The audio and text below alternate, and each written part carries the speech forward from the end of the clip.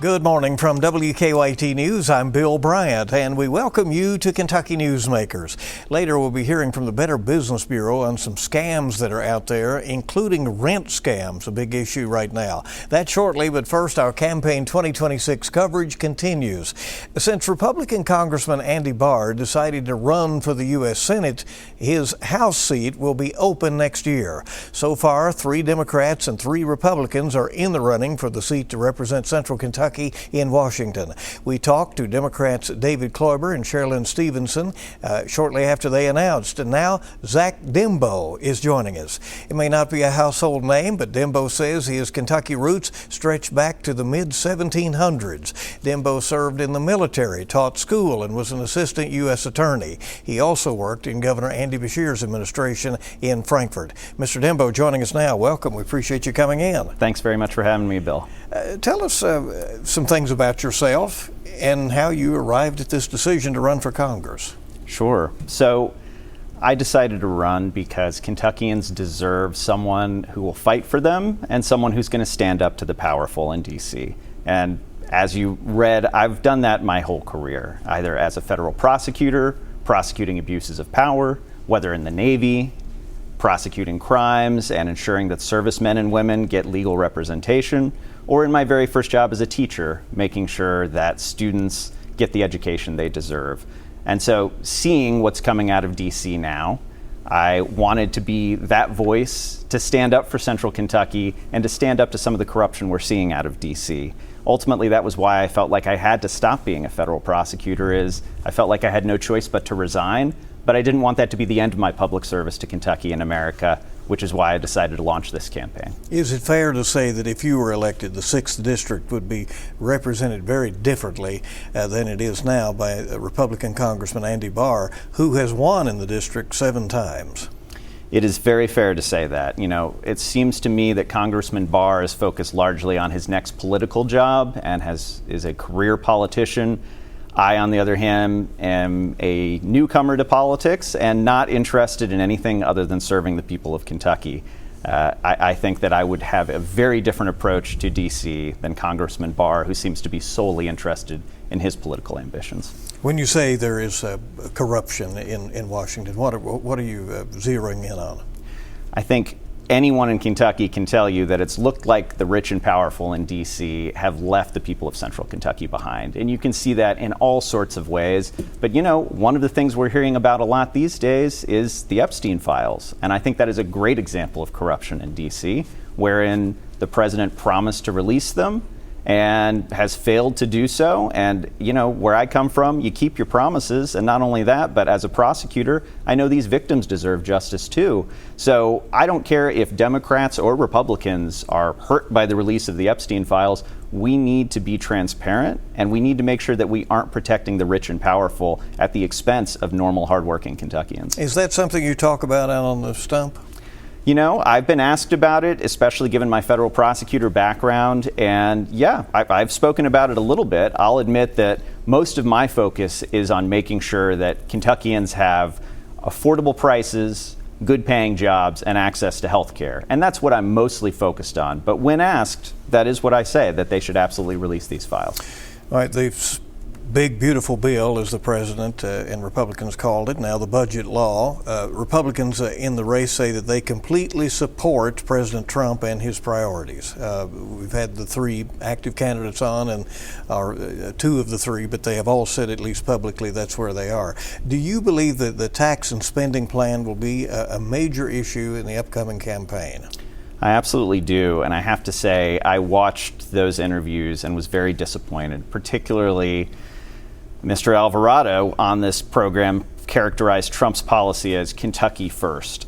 I don't know how you could look at a policy, at a bill that is going to shut down 35 rural hospitals in Kentucky, 6 of them right here in this district.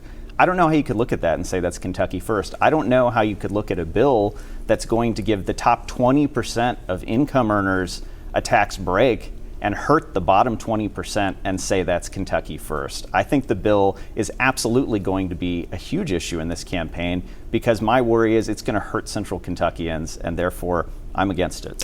As you know, the Republicans say they support work requirements for benefits and that they're trying to eliminate fraud and abuse in order to save Medicaid. Do you fear that it will cut deeper than that? Absolutely. You know, I think that this is a red herring, this thing about fraud and abuse. I worked at the Department of Justice. I know there are plenty of prosecutors and FBI agents all over the country making sure that people aren't abusing these government programs.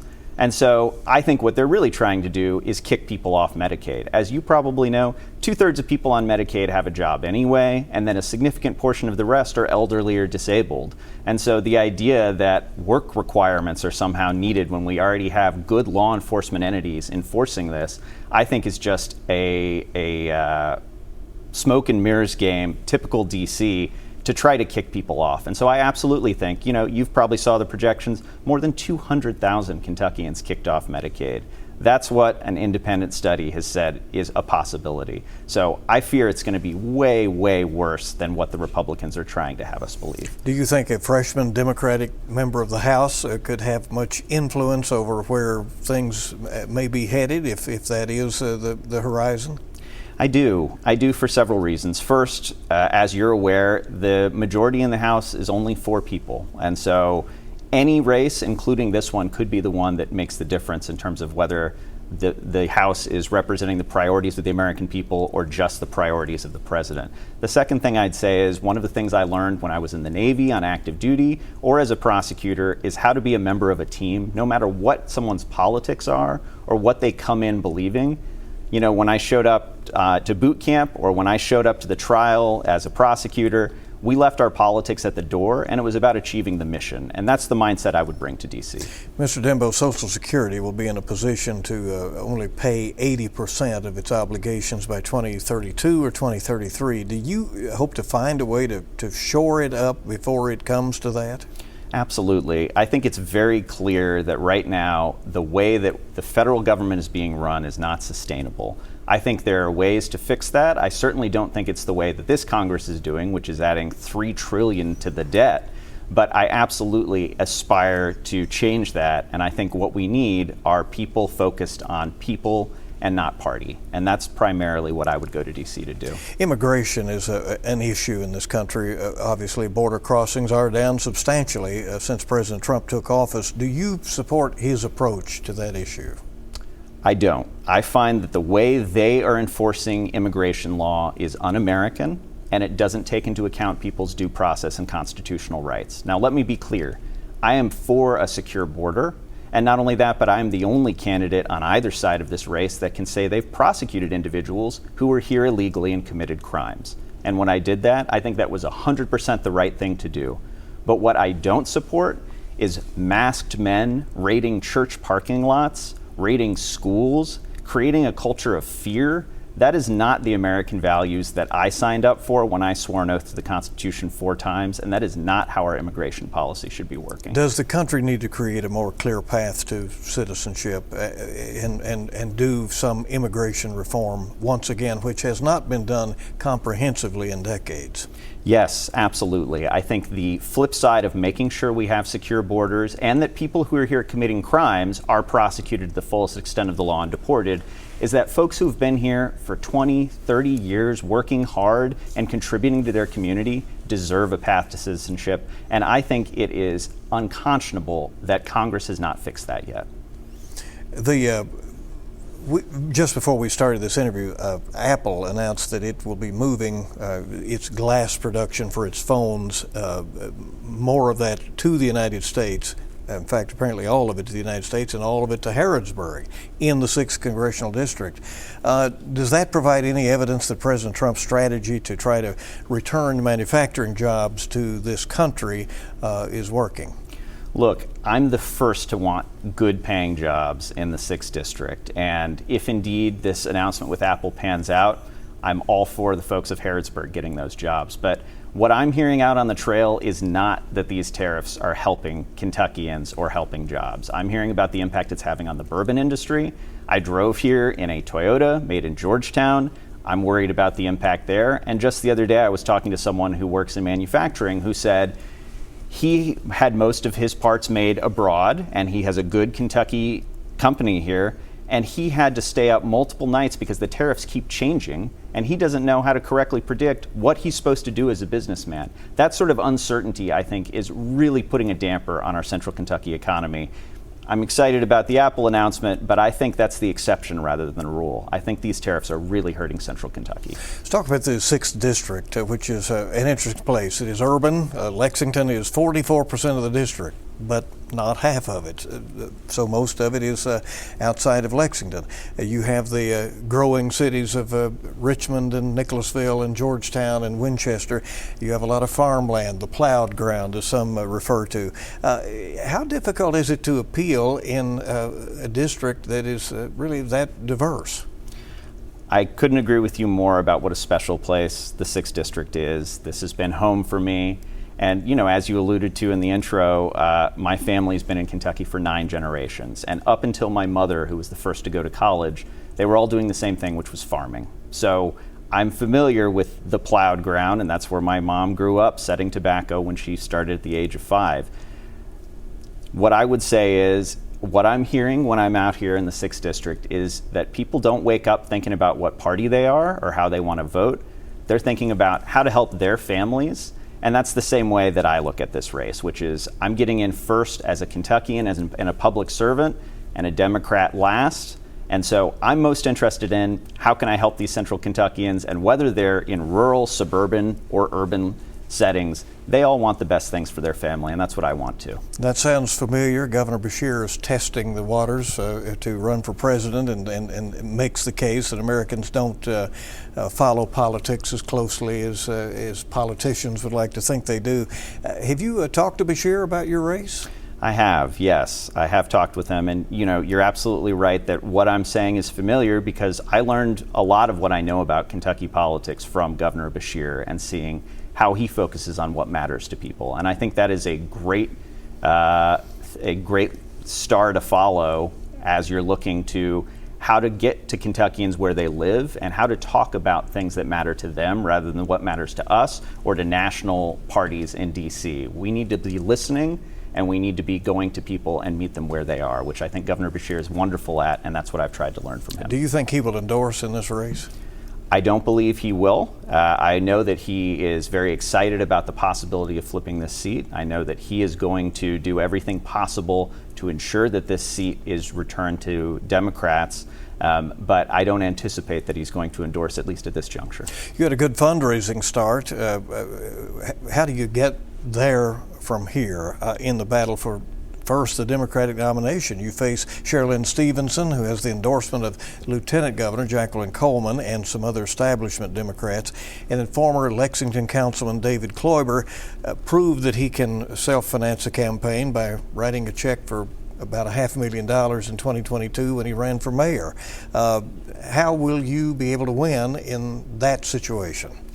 Look, you mentioned the good fundraising start. I certainly worked at that, but the people who deserve credit for that are all the supporters who decided to donate. And I was bowled over as a first-time candidate when we had supporters from Stamping Ground, from Mount Sterling, from Georgetown, from Berea, from all over the district.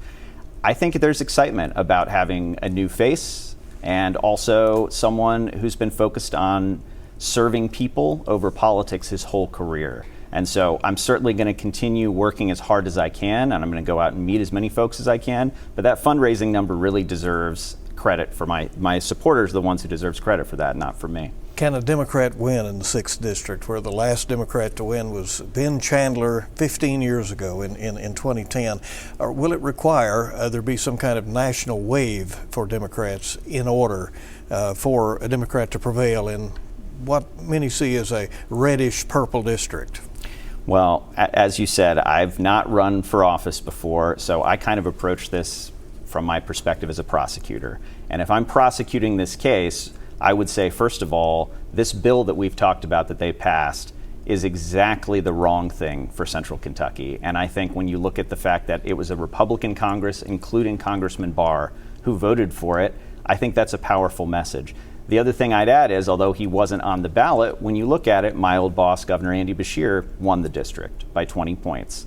And so it's clear that with the right candidate and the right message, people will vote for someone. And I don't know that it's in spite of party. I think it's that people don't care about what the party is, as long as it's someone who cares about them and is going to have policies that help their family.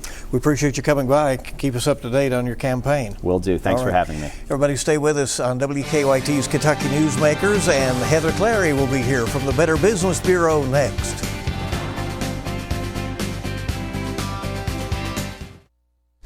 Welcome back to Kentucky Newsmakers from WKYT. As school gets started back, some scams are out there that can target college students especially, but we should all be aware of some of the new ways people are being conned out of their money and their identities.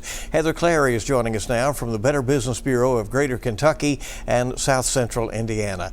Heather, good to see you. Thank you so much for coming in. Thanks, my pleasure. I'll tell you that it was the rental scams that got our attention, but that's just one of many out there. In the rental scams, people are being tricked when it comes to a place where they think they might like to live. Exactly, and college students can actually be more susceptible to that, especially if they are searching for a place to live from another location. If they're in another county across the state and they're coming here to UK, or if they're in another state coming here and you don't get a chance to actually see the listing. So we want to warn of red flags that are out there to be aware it might be a rental scam. One of those top ones is too good to be true rental price. Very low with all the amenities. If you see, you don't get to talk to the landlord except through perhaps texting or email. Absentee owner or landlord, which might not be entirely unusual, but if they don't want to speak with you on the phone, usually the best thing to do is to be able to see the property before you decide to enter into it. Is it often a bait and switch where you would go and then there would be, a property that's not what you thought it would be, or can it be much worse? It doesn't exist at all. It doesn't exist at all. We've seen that happen too, whether it's a family trying to move somewhere or a student. We have had people show up at a place where they thought the place was for rent and there's a for sale sign out front and the home is occupied or the apartment is occupied. One thing you might want to do if you run across a listing online on any given site, and even the ones that show rental properties may be used without even the rental sites knowing, the popular ones that people use, you can do a reverse search of the image or the listing, see if it pops up somewhere else on the internet at a different price and a different owner. Do try and contact that landlord or owner, and be especially cautious if they want you to provide information like a bank account number, social security number, right off the bat before you've even talked about applying for it and filling out the paperwork. Because that can be what this really is, right? An ID attempt theft. to steal identity. Yeah, and unfortunately another way that they get you is if they want you to pay through peer-to-peer platforms such as Zelle or Venmo, things like that. Now, that's not unusual. If you're familiar with the landlord, you're in the same town, you know where they are. But if this is across the miles and some distance and you've never dealt with these people before, you might want to back off from that, because you're not going to have near as much luck in trying to recover your money. BBB scam studies have shown they'll just leave you high and dry. You're not going to find your money, and they ghost you. All right, so that's rental properties. But as college students begin their year, they're busy, they're distracted, there are all kinds of things going on campus. What should they do overall to become, in the rush of things, not be a victim of identity theft? Just keep security in mind. Now, a lot of folks are sharing housing when you go to school, whether you're in the dormitory, you're in a big house with other folks. And one of the things the BBB advises is, for instance, if you have sensitive paperwork being mailed to you, any sorts of contracts or documents, anything has to do with financial aid, whatnot, if you can have that stuff sent back home to mom and dad, if you still have a relationship there, that might be a safer option than to just have it sitting open, in a dormitory, or having it lying around your dorm room or your room or the common room in the house you might be renting. Even consider a P.O. box. Lock up things in your room that might be maybe tempting to people who want to get in there and steal your information. Credit cards, applications for credit, things like that you have to watch for as well. You're starting out on your own and developing your own financial stability background. You want to keep it good and stable and not lose any of that information to scammers that are going to ruin your credit. Right.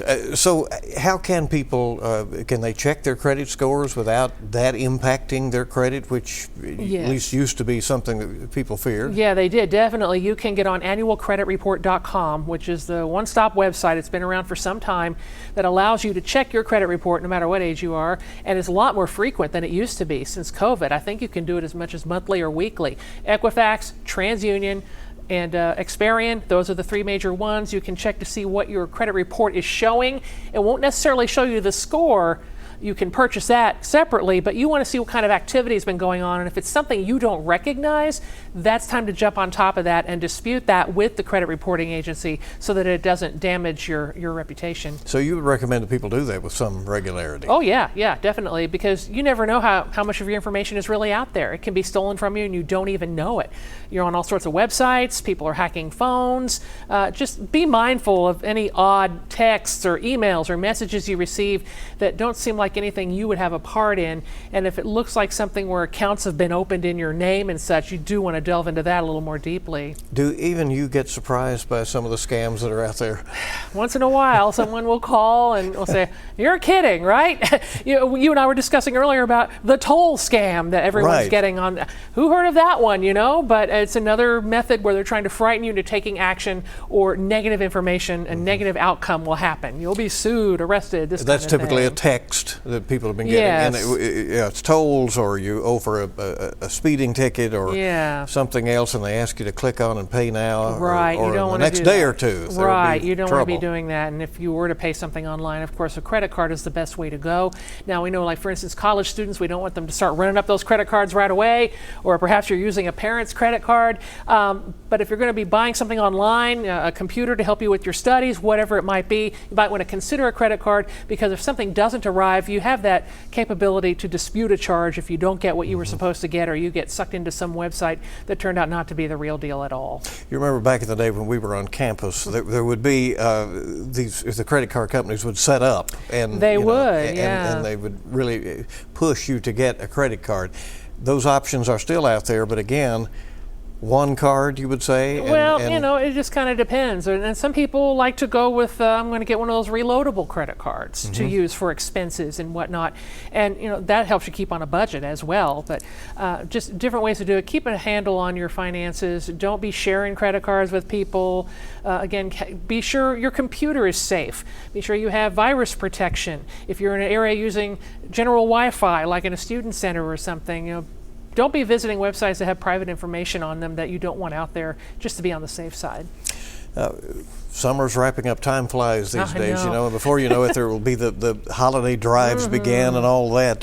Some things to keep in mind there. The economy is anybody's guess anymore in the state of it. You hear so much in the news about prices going up. And we just recently saw an alert go out where some toys that were supposedly a popular doll, Labubu's, I believe they were called, and it happens every year. There were some counterfeit ones out there. Again, this holiday season, if you're going to be shopping ahead of time and you're on a website and something looks too good to be true price-wise and it's in a high in-demand product, whether it's a toy or a piece of clothing or something else, check out where that company is that you're buying it from. If it's not a mainstream retailer that you're familiar with, that's where we find people lose a lot of money, especially if you get sucked into some kind of a website on Facebook or something along those lines that looks real, but it's not necessarily. Get to the Contact Us page. If you can't find a phone number or anything more than an email address, you don't know where they're located, that could be a red flag. You want to stay away from those folks, because then no one can help you recover your money if something goes wrong. What are the top couple of complaints that you get? Well, here anymore, contractors, because people will hire the wrong guy or woman to fix the plumbing or go up on the roof, and we do try to help with those. But then again, that's how we also guide people to choose a BBB accredited business, because we check them out. They're in our communities. They trust you to give them an honest job to do. They want to keep your money in our communities and run off the con artists, and you can find businesses like that you can trust at bbb.org. You can even get a quote. You can put out an email if you're looking for a job to be done, landscaping, a plumbing job, you need your car detailed, whatever it might be. And that way you're going to hear from businesses you can trust. We've vetted, they have promised to do business ethically, and that can help kind of cut out the guesswork when you're trying to do that. So if a business is accredited by BBB, customers can make some assumptions about their credibility. That they have agreed to follow our standards of ethical business and so forth, and we do hold them accountable for that. Those that don't meet the standards are not allowed to carry that BBB seal. I mean, it's an accreditation, and we take it very seriously. You came in after attending a briefing in Frankfurt about a new website that's going to be out there to try to stop scams or let people at least look into them or report them. Several agencies are pooling their knowledge and efforts together. The Public Protection Cabinet, AARP, the Better Business Bureau. We were all joined by Governor Beshear to announce this website, stopscams.ky.gov. That website's officially been launched. You can check it out. There are ways for you to learn about scams, to report scams. There's a link to your Better Business Bureau website on there as well, and we invite everybody to visit that and educate yourself. Send your friends to it, because knowledge is power. The more we know and the more people know, the less likely they may be to fall for a scam out there. Does that seem to be the goal, awareness? Exactly. We're trying to spread the word as far as we can, because the more people that are on to, hey, you know what, this doesn't sound right, I'm going to take a look back at this, and there's different ways that you can notify anybody about it or share your experience. That's available on bbb.org as well with our scam tracker page. So we want everybody to keep their money in their community, spend them with businesses you can trust, and don't lose them to these crooks. And one more time on that new website. Oh, it's www.stopscams.ky.gov. All right. Heather, thanks for coming by. It's my pleasure. Thank you for having me. As having always, me. thank you. Everybody stay with us. We'll be back. We'll wrap up Kentucky Newsmakers in just a moment.